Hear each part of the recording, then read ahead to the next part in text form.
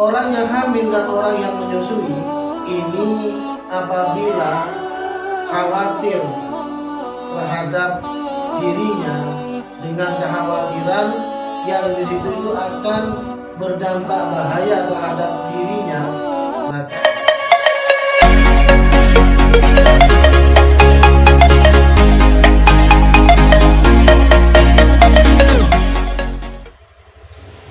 Assalamualaikum warahmatullahi wabarakatuh. Bismillahirrahmanirrahim. Alhamdulillahirabbil alamin wassalatu wassalamu ala asyrofil anbiya wal mursalin sayyidina wa maulana Muhammadin wa ala alihi wa sahbihi ajmain, amma ba'du.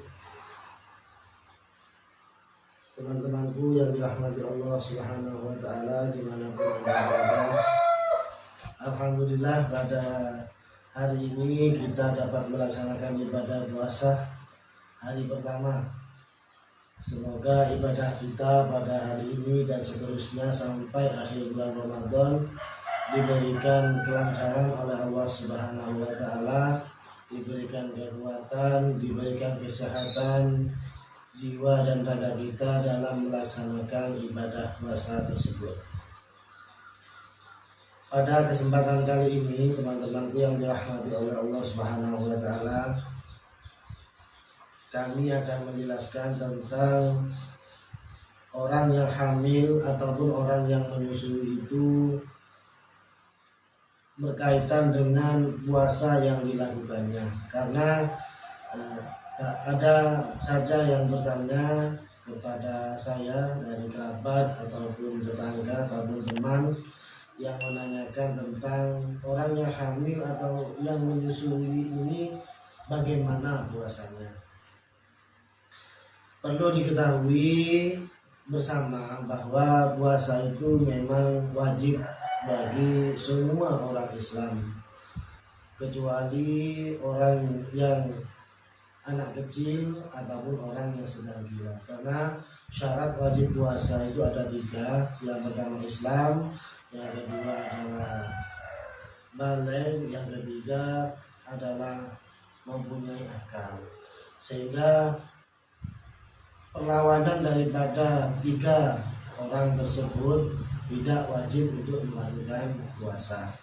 Termasuk orang yang wajib melakukan puasa itu adalah orang yang hamil ataupun orang yang sedang menyusui. Memang puasa itu wajib untuk semuanya, tapi dalam masalah orang yang menyusui ataupun orang yang sedang hamil itu syara memperbolehkan keduanya untuk meninggalkan puasa. Meninggalkan puasa itu tanda kutip dia itu memang dari awal niat melakukan puasa. Artinya tidak langsung niat tidak puasa dari awal. Jadi memang pada malamnya melakukan niat, kemudian awal harinya memang puasa, dan pada waktu pertengahan puasa mereka tidak mampu, maka mereka diperbolehkan untuk tidak berpuasa ataupun membatalkan puasanya. Dalam artian membatalkan puasa ini bagi orang yang sedang hamil dan orang yang sedang menyusui itu tidak berdosa, artinya diperbolehkan. Nah, jadi perbedaan di sini, tetap dia itu wajib melakukan puasa, namun dia boleh untuk membatalkan puasa jika pada pertengahan dia melakukan puasa ada sesuatu yang menghalanginya. Baik dia itu khawatir terhadap dirinya ketika melakukan puasa, ataupun khawatir terhadap anak ataupun kandungannya ketika melakukan puasa, dia diperbolehkan. Jadi perbedaannya di sini, dia diperbolehkan dalam arti yang tidak haram, tidak berdosa ketika dia membatalkan puasanya di siang hari. Lain halnya ketika orang tidak ada apa-apa langsung membatalkan puasa di siang hari, maka dia berdosa karena sebab dia membatalkannya itu. Seperti itu ya. Nah, dalam orang yang hamil ini di dalam kitab Fathul Qorib ini sudah dijelaskan. Memang bagi kita ini sudah mengetahui bersama keterangannya. Namun untuk yang belum tahu, kami hanya sekilas memberitahu saja. Ibaratnya semacam ini: wal hamil wal murdi in khofata ala anfusihima dororon yalhaquhuma bisaum kadororil maridi aftorota wa wajaba alaihima al-qada'u. Orang yang hamil dan orang yang menyusui. Orang yang hamil ini walaupun hamil dari perzinahan, walaupun hamil dari wati syubhat. Wati syubhat itu salah sasaran ketika pada waktu menggauli, menyangka istrinya ternyata bukan, ini wati syubhat. Dan hamil masuk kategori hamil yang boleh untuk membatalkan puasanya. Atau walau bighairi adamin, meskipun hamilnya itu dengan selain anak Adam ataupun dengan hewan dan juga yang lainnya. Nah, orang yang menyusui tidak harus menyusui anaknya, meskipun dia itu disewa oleh seseorang untuk menyusui seseorang orang bayi, ini masuk dalam kategori ibarat ini, dalam artian diperbolehkan untuk meninggalkan atau membatalkan puasa yang sedang dilakukannya. Orang yang hamil dan orang yang menyusui ini apabila khawatir terhadap dirinya dengan kekhawatiran yang di situ itu akan berdampak bahaya terhadap dirinya, maka aftorota, boleh bagi keduanya hamil dan murdi untuk membatalkan puasanya. Jadi boleh ketika ada kekhawatiran dalam dirinya, waduh kalau saya ini melakukan puasa ya, ketika puasa, pas pada waktu puasa dia itu sangat lemas, dirinya sudah tidak kuat melakukan apa-apa, maka dia boleh untuk meninggalkan puasa ataupun membatalkan puasanya. Maksudnya doror itu yang seperti apa? Dororon kadororil marid, seperti bahayanya orang yang sedang sakit. Wa huwa alladzi la yuhtamalu adatan awil ladzi yubiu atayamum.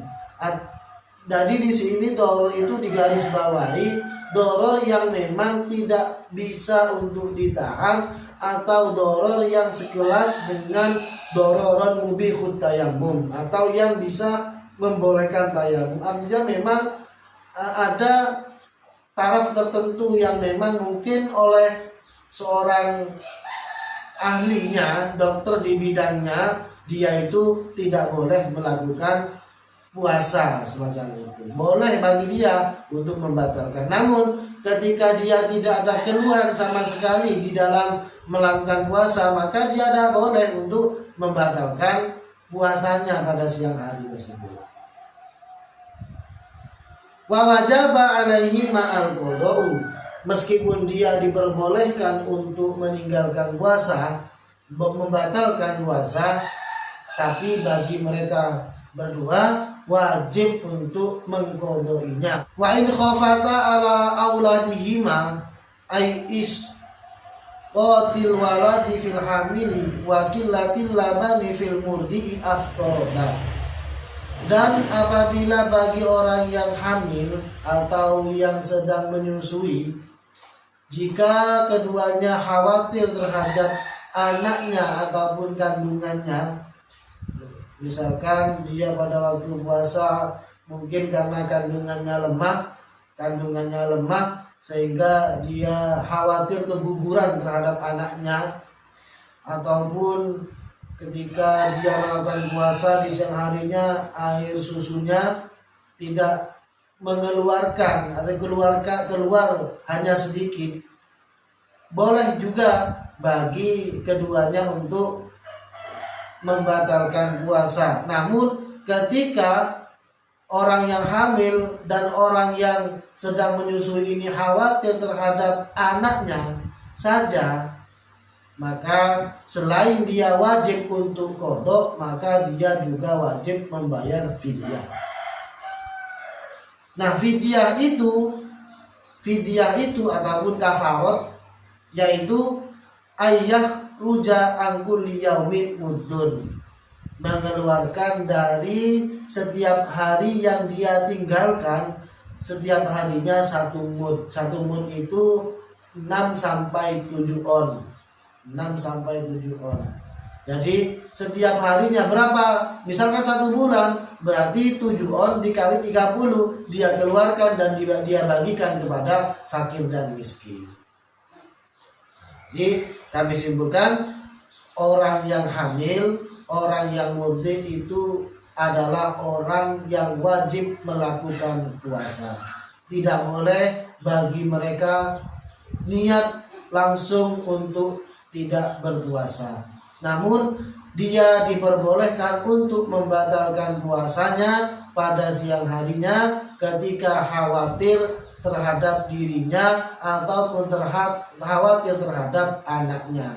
Namun dalam kekhawatiran ini, ketika khawatir terhadap dirinya, maka dia hanya berkewajiban mengqodoi puasanya yang ditinggalkan, dan apabila dia khawatir terhadap anaknya saja, maka dia wajib mengqodhoinya dan membayar fidyah atau membayar kafarat masing-masing daripada harinya dibayarkan 1 mud.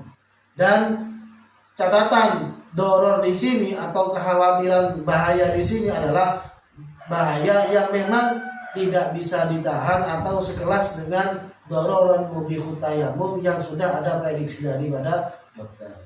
Sekian penjelasan masalah hamil dan murdi ini, kurang lebihnya mohon maaf. Assalamualaikum warahmatullahi wabarakatuh.